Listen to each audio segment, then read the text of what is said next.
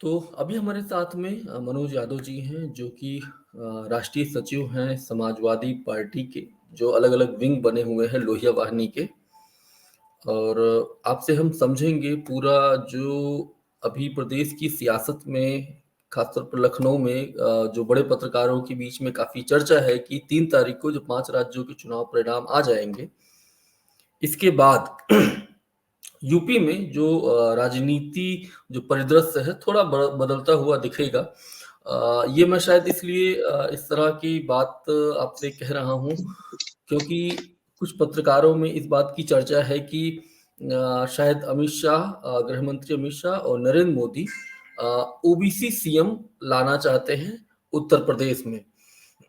जो उन मीडिया घरानों में जो जो चर्चा है, खास तौर पर जो एक हाल ही में पिछले कुछ सालों में बहुत तेजी के साथ एक पोर्टल और उभर कर सामने आया 4 पीएम के नाम से। उसके जो संपादक हैं संजय शर्मा, और डेली एक नई कहानी वो लेकर आ रहे हैं। कह रहे हैं कि 3 तारीख के बाद प्रदेश की सियासत में एक बड़ा बदलाव देखने को मिलेगा। मेरा यही सवाल है मनोज जी, क्या आपको लगता है ये है तो एक तरीके से गॉसिप ही इसको समझा जाए, लेकिन अभी हाल ही में जो गृह मंत्री अमित शाह हैं तेलंगाना में गए थे वो, और तेलंगाना में बीजेपी के लिए कुछ खास नहीं है, और वहां पर वो कह के आए कि इस बार हम अगर हमारे पास सीटें अगर मिल जाती हैं तो यहाँ पर ओबीसी सीएम बनाएंगे। जबकि प्रदेश में आप देखिए कि ओबीसी चेहरों को आगे किया गया साल 2017 में, और मुख्यमंत्री की कुर्सी पर योगी आदित्यनाथ को बैठाया गया, और बाद में फिर 22 में भी वही हुआ। उनके इस बयान को कैसे आप देखते हैं? देखिए शैलेंद्र जी, मैं एक चीज जानता हूं कि 2017 में जो चुनाव हुआ था वो ओबीसी के ही नाम पे हुआ था। और खास करके मैं किसी का नाम नहीं लूंगा, लेकिन दो एक नाम ऐसे थे, उनके प्रदेश अध्यक्ष का नाम था और उनके तमाम नेता थे जो ओबीसी थे, जिनके नाम पर, जिनके चेहरे पर चुनाव लड़ करके बीजेपी सत्ता में आई। 14 साल का करीब उसका वनवास, 14 साल या उससे ऊपर का वनवास खत्म हुआ। सत्ता में आई तो जिनके नाम पे आई थी वो ओबीसी चेहरे थे, चाहे वो केशव प्रसाद मौर्य हो, स्वतंत्र देव सिंह हो, और तमाम नाम थे दो एक। लेकिन उन नामों के साथ क्या हुआ आपको भी पता है, पूरे राष्ट्र को पता है, पूरे प्रदेश को पता है कि उन नामों के साथ क्या हुआ और उनकी आज स्थिति क्या है, किस मंत्रालय पे हैं, किस पद पे हैं, ये भी आपको पता है कि पहले लोक निर्माण जैसा महत्वपूर्ण मंत्रालय दिया गया, दूसरे कार्यकाल में वो भी छीन लिया गया, अत्यंत घटिया व्यवहार किया गया, एक उप मुख्यमंत्री को स्टूल पे बैठाया गया। तो ये उसकी मानसिकता है भारतीय जनता पार्टी की।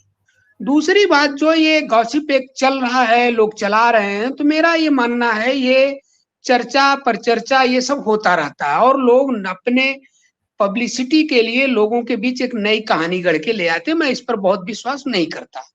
दूसरी बात, हाँ, ये बात पे मैं जरूर आपकी बात से सहमत हूं और मैं कहूंगा भी कि केंद्र और राज्य में खास करके प्रधानमंत्री और उनके जो भरोसेमंद है अमित शाह जी, उनमें और मुख्यमंत्री, वर्तमान मुख्यमंत्री जो उत्तर प्रदेश के हैं, दोनों लोगों के बीच कहीं ना कहीं आपसी टकराव है।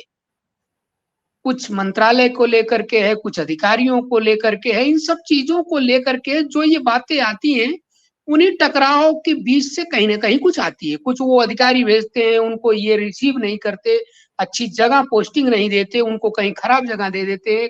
एक तो आपने जानते हैं मंत्री अब की बार बने, वो पिछले में आए थे उप मुख्यमंत्री के रूप में कह करके वहां से, दिल्ली से, उनको भी उन्होंने, योगी आदित्यनाथ ने तवज्जो नहीं दिया। तो ये सब चीजें जो हो रही उसी के परिप्रेक्ष्य में ये हवाएं उड़ाई जाती हैं, और कुछ पत्रकारों की आदत भी होती है कि वो इस तरह की कहानी गढ़ेंगे, इस तरह की बात करेंगे तो उन्हें थोड़ा सा लोगों के बीच एक हाइप मिलेगा, लोग उनके चैनल को, उनके उनको सुनेंगे, जानेंगे। मेरा मानना है कि भारतीय जनता पार्टी चाल चरित्र चेहरे से ओबीसी विरोधी है, किसी भी कीमत पर ओबीसी को सत्ता में नहीं लाई। और दूसरे टर्म में जब योगी आदित्यनाथ के नाम पर चुनाव लड़ा गया, तब ये बात कहना, तब ये बात सुनना बेमानी होगी। जब पहले टर्म में केशव मौर्य के नाम पर, स्वतंत्र देव सिंह, जितने ओबीसी नेता थे, तमाम ओबीसी नेता थे जिनके चेहरे आगे करके के चुनाव लड़ा गया था, उनको क्या मिला? ठेंगा। उनको न ढंग का पद मिला, पद भी मिला तो अपमान मिला दर दर पे। आपने एक कहानी तब भी देखी थी कि मुख्यमंत्री जब पंचम तल से ये 5 के यहाँ से पंचम तल से जब लोक भवन गए थे, ऑफिस शिफ्ट हुआ था, तो जो मुख्यमंत्री का कार्यालय था उसमें केशव प्रसाद मौर्य जी बैठना शुरू किए थे। दूसरे दिन मुख्यमंत्री जी योगी आदित्यनाथ जी गए और सारा उनका नेम प्लेट उलेट उखड़वा कर फेंकवा दिया। तो ये सब चीजें तब भी चली थी, आज भी ये लड़ाई चल रही है। अब शाह मात का खेल है, कौन शाह बनता है वो अलग बात है, लेकिन ये सब गासिप है, मुझे अभी जो समझ में आ रहा है।